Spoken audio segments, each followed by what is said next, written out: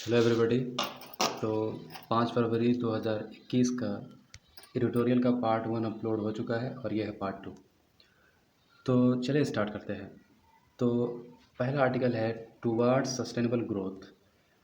तो दुनिया तो ग्रोथ कर रही है लेकिन सस्टेनेबल नहीं कर रही है। सस्टेनेबल आपने एनसीईआरटी में पढ़ा होगा कि एक तरफ हमारा ग्रोथ भी हो और दूसरी तरफ हमारे पर्यावरण के ऊपर उस ग्रोथ का इम्पैक्ट कम से कम पड़े। ठीक है। तो कोविड-19 कोरोना वायरस पूरे दुनिया को एक सबक सिखा गया कि अगर हम पर्यावरण के साथ वातावरण के साथ अगर छेड़छाड़ करेंगे तो इसका परिणाम हमें भुगतना पड़ेगा। हो सकता है जल्दी से इसका परिणाम हमारे सामने ना आए लेकिन देर सवेर उसका नुकसान हमें भरना ही पड़ता है। तो जिस तरीके से कोरोना वायरस एक मानव के लिए, सारी दुनिया के लिए एक सबक है। ठीक है। तो कहा जा रहा है कि आप बिना इन्वायरमेंट के, बिना इकोलॉजी के, बिना प्लैनेट को प्रोटेक्ट किए आप अपने ग्रोथ ऑफ इकोनॉमिक्स का सपना देख ही नहीं सकते। हमारी दुनिया तब तक तरक्की नहीं कर सकती जब तक कि हम इस दुनिया के पर्यावरण और हमारी इकोलॉजी को हम प्रोटेक्ट नहीं करेंगे। ठीक है। तब तक ये प्रोटेक्ट करेंगे तो हमारी इकोनॉमिक ग्रोथ और हमारा वेलबींग जो है शामिल होगा। अगर नहीं करेंगे तो इससे हमारे ही आने वाली पीढ़ियों को इससे नुकसान होने वाला है। तो नेक्स्ट बात है कि इससे कितना नुकसान हुआ। अगर इसका ओवरऑल जायज़ा लिया जाए, वर्ल्ड इकोनॉमिक फोरम ने बताया है तकरीबन कोरोना वायरस की वजह से हमारा वर्ल्ड जीडीपी तकरीबन 2.4% से लेकर के 8% तक वर्ल्ड जीडीपी ग्रोथ जो है कॉन्ट्रैक्ट हुआ है, मतलब खिसका है, इतना नुकसान हुआ है। और इसका अगर डॉलर में देखा जाए तो 8.1 ट्रिलियन से 15.8 ट्रिलियन तक नुकसान हुआ है। वर्ल्ड इकोनॉमिक फोरम की तरफ से ये बातें सामने आई हैं। तो वैसे तो अभी देख ही रहे कि ये तो अभी इस वर्ल्ड इकोनॉमी का मतलब ये जायज़ा लिया जा रहा है कि इतना जो है कॉन्ट्रैक्ट हुआ है।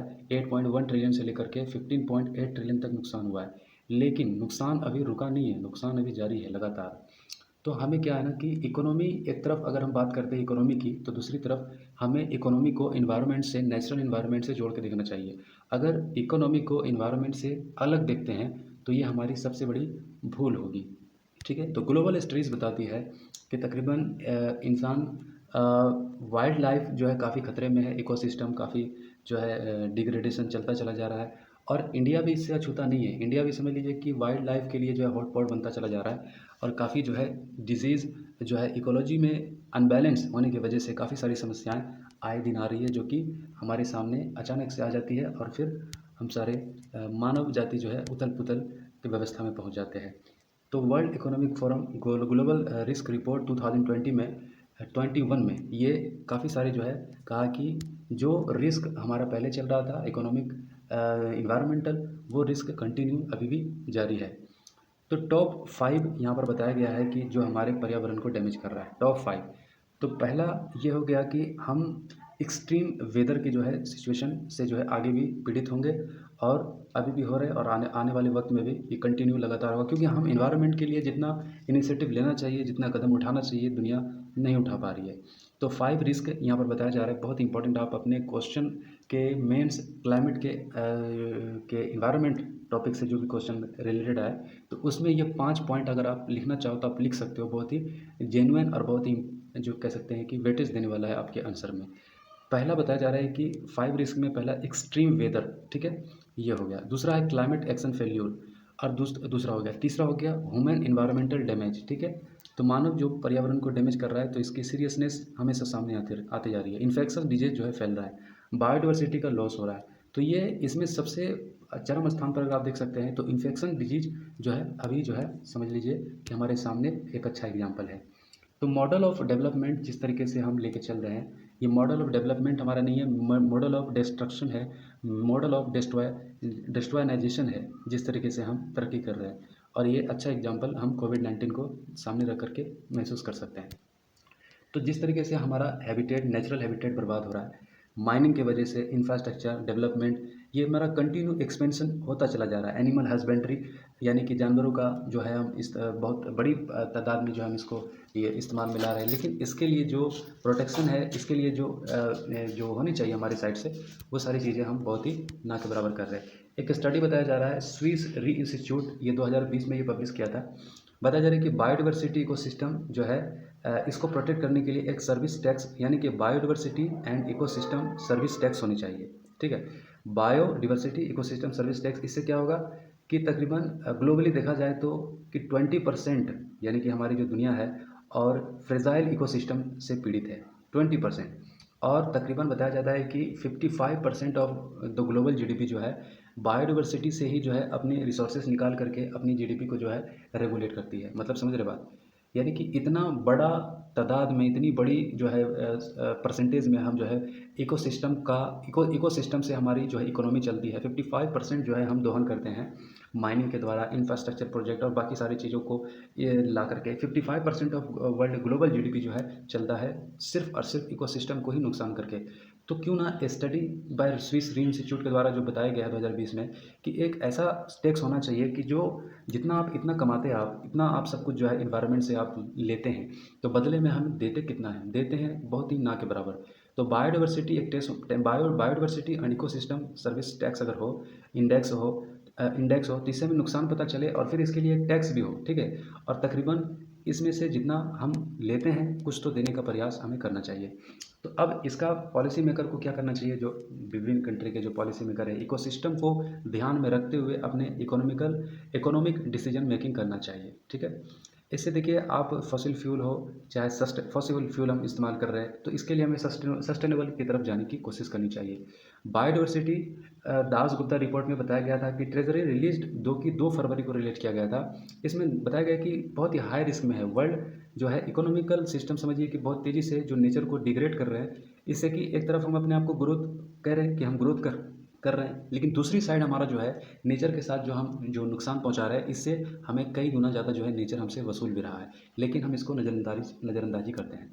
The world government need to do some with a alarm national accounting that is different from GDP model, and new system has to be account for the depletion of the nature and nature resource। तो world economy को अपना growth और development model को बदलना चाहिए और इसके nature को लेकर कंसर्न में रख करके जो है अपनी पॉलिसी मेकिंग करनी चाहिए। तो न्यू मॉडल हमें लेके आना चाहिए। New model, all budget need to reduce investment. आप वो इन्वेस्टमेंट, वो सब्सिडी, वो एक्टिविटीज़ को बंद करो जो आपकी एक्टिविटीज़ आपके नेचुरल हैबिटेट को जो है पूरी तरीके से नुकसान पहुंचा रही है। क्योंकि हम पहले बात कर चुके हैं, आप ये लाइन आप चाहो तो लिख सकते हो पेपर में कि आप एक तरफ जब ग्रोथ की हम बात करते हैं तो ग्रोथ विदाउट जो है नेचर को प्रोटेक्ट किए हुए वो ग्रोथ बिल्कुल खाली ग्रोथ होगा, वो ग्रोथ केवल नाम मात्र का होगा, वो ग्रोथ हो ही नहीं सकता। इकोनॉमिकल भी हमारा फ़ायदा तभी होगा जब हम जो है इन्वायरमेंटल जो है कंसेंसस को दिमाग में रखेंगे, ठीक है। तो A national mission on biodiversity and human well-being has been approved by the Prime Minister Science and Technology and Innovation Advisory Council to, ऐसा होना चाहिए यानी कि प्राइम मिनिस्टर ने अप्रूव दिया, minister science technology and innovation advisory council. तो इसके अंदर में ये सस्टेनेबल ग्रोथ के लिए हमारे लिए रिसर्च होनी चाहिए और जनरेट 1000 ऑफ ग्रीन जॉब। आप ऐसे जॉब को क्रिएट करनी चाहिए जिससे कि पर्यावरण को बहुत ही ज़्यादा कम इम्पैक्ट करता हो, हमारे वातावरण के ऊपर जो है इम्पैक्ट भी कम पड़े। तो ऐसे चीज़ों की तरफ जो है हमें आगे आना चाहिए जिससे कि इन्वायरमेंट के ऊपर बहुत ही कम इम्पैक्ट पड़ता हो, ठीक है। तो ओवरऑल ये था हमारा आज का ये बहुत इंपॉर्टेंट आर्टिकल। आप इसको जो है काफ़ी जगह पर पेपर में इस्तेमाल कर सकते हैं। दूसरा आर्टिकल है हमारा smart wall for Indian border. देखिए, बात कर रहे हैं स्मार्ट वॉल क्या है। तो जैसा कि हम जानते हैं कि ट्रम्प प्रेसिडेंट के अंदर में एक मैक्सिको बॉर्डर काफ़ी हाईलाइटेड रहा था। ये न्यूज़ में हमेशा बना रहता था कि जो ट्रम्प जो है मैक्सिको बॉर्डर पर जो है एक बहुत लंबा दीवार बनाना चाहते थे। उसके लिए वो $800 बिलियन खर्चा करना चाहते थे और वो कंस्ट्रक्शन को बाइडेन ने रुकवा दिया।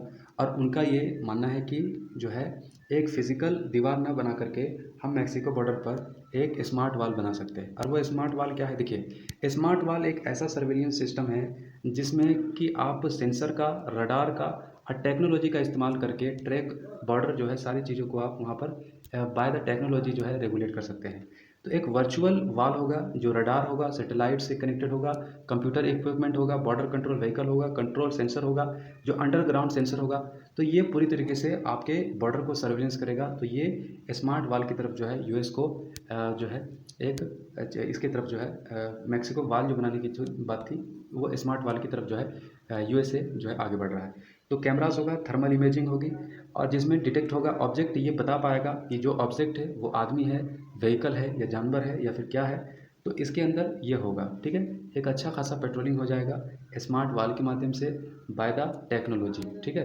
तो अब सवाल है, भारत को लेकर आप दिमाग में सवाल लाइए कि हमारे भी बॉर्डर कितनी फ्रेजाइल है।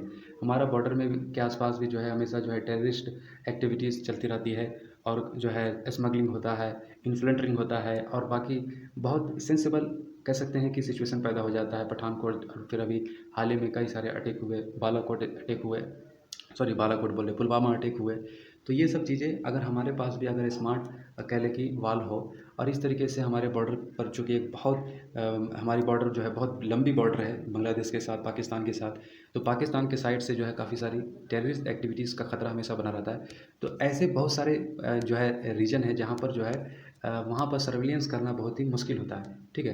तो ऐसे सर्विलेंस करने, ऐसी जगह पर अगर एक स्मार्ट वाल, जैसा कि हम अभी पढ़ रहे थे, कोई न्यू थ्योरी नहीं है, ये पहले ही से जो चली आ रही है, लेकिन इसका इस्तेमाल जो है अभी करने की बात जो है यूएसए से स्टार्ट हो रही है, स्मार्ट वाल की तरफ से। स्मार्ट वाल जो है बनाने की बात जो हो रही है, तो इसके लिए जो है बाकी दुनिया के भारत जैसा देश जो है इससे आगे फ़ायदा उठा सकता है। इससे बेनिफिट बहुत ज़्यादा है। ठीक है, पहला बेनिफिट ये हो गया कि आपका जो हमारे जो बहुत सारा ऐसा जगह है जहाँ पर रीजन जो है बहुत ही, ज़मीन जो है इस तरह नहीं है कि वहाँ पर हम बॉर्डर फोर्स तैनात कर सके, और वहाँ पर फेंसिंग करना बहुत ही एक्सट्रीम डिफ़िकल्ट है, बहुत ज़्यादा फिजिकल स्ट्रक्चर वहाँ पर बनाना बहुत ही डिफ़िकल्ट है। अगर इस तरह से स्मार्ट वाल का अगर कोई हमारे पास विज़न हो, तो आगे हम काफ़ी इससे जो है हमारा, इससे क्या होगा कि बेनिफिट ज़्यादा होगा, इफेक्टिवनेस ज़्यादा है, डैमेज ऑफ इन्वायरमेंट भी कम होगा, लैंड सीजर ज़्यादा हो पाएगा, डेवलपमेंट का भी एक स्पीडियर डेवलपमेंट होगा स्मार्ट वाल कंसेप्ट, ठीक है। और इससे जो है फिजिकल बॉर्डर के से जब हम हटेंगे तो हमारा पैसा भी कम खर्चा होगा। तो एक्सपर्ट को जो है इस बात की तरफ ध्यान देना चाहिए, जैसा कि यूएस में अभी मैक्सिको बॉर्डर के पास स्मार्ट वाल जो है बनाने की बात की जा रही है, ऐसा भारत को भी अपने बॉर्डर के आसपास इस तरीके से स्मार्ट वाल का कंसेप्ट के बारे में सोचना चाहिए, जो कि डिजिटल इंडिया को भी प्रमोट करता है, और आने वाले वक्त में जो है हमारे बॉर्डर को भी सिक्योर करता है, हमारे चीज़ों को ठीक करता है। तो ये था आज का वीडियो का दूसरा पार्ट, ठीक है। तो आज का जितना भी आर्टिकल था वो कंप्लीट हो गया। तो लाइक कीजिए, अगर आपको अच्छा लगा शेयर कीजिए। Okay, thank you.